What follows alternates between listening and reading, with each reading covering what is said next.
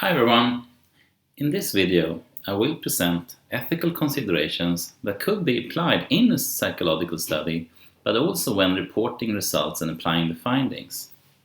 First of all, the research institution in which the researcher works at must approve of the research. This requires that the researcher submits a proposal to be reviewed by an ethics committee. If accepted, the researcher must do his or her research in accordance with the approved protocol. Secondly, informed consent is an ethical and legal requirement during research.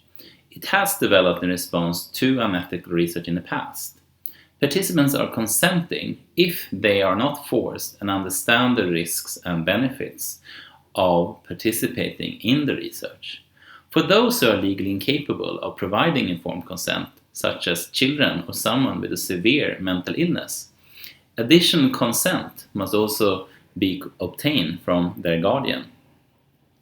APA guidelines on ethical considerations during research include explaining the purpose of the research to participants, participants' right to withdraw, the extent the findings will be confidential, potential risks with participating and benefits of the research. All collected data and the identity of participants must be kept confidential, also after the completion of the study.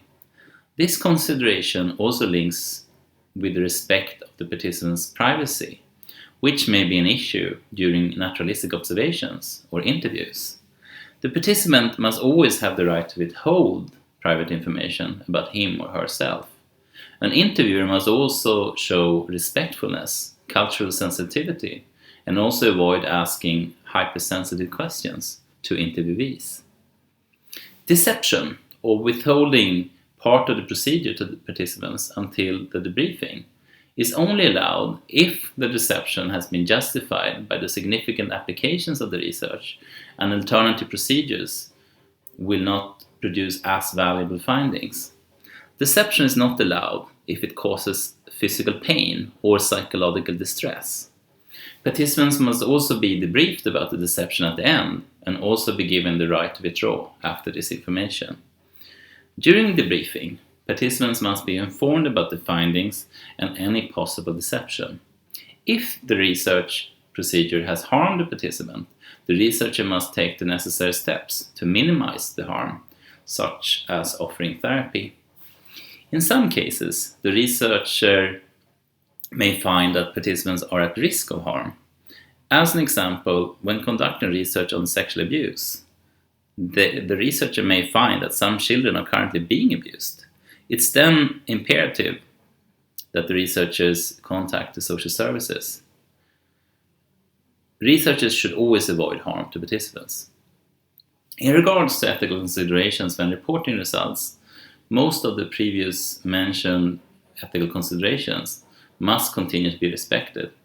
It's also important that the researchers present their findings honestly and accurately and declare any conflicts of interest. Before applying the results, the researchers need to consider the generalizability and possible biases of their research. It's not ethical to apply research that's unreliable. Therefore, more research is often needed to increase validity.